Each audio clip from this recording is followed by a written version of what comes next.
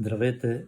Като човек, който се занимава с водене на семейни констелации, в хода на записванията за участие в групите, които водя, получавам различни въпроси, които основно се заключават в това как практически протича една сесия.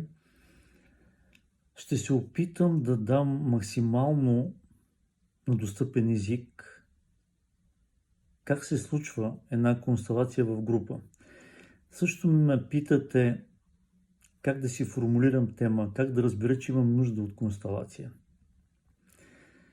Какво да очаквам след констелация, колко често мога да си правя констелации, колко често мога да участвам в констелационни групи, какво след констелацията би ми дало индикация, че съм на правилния път, как да направя информиран избор, къде да се включа, при кого.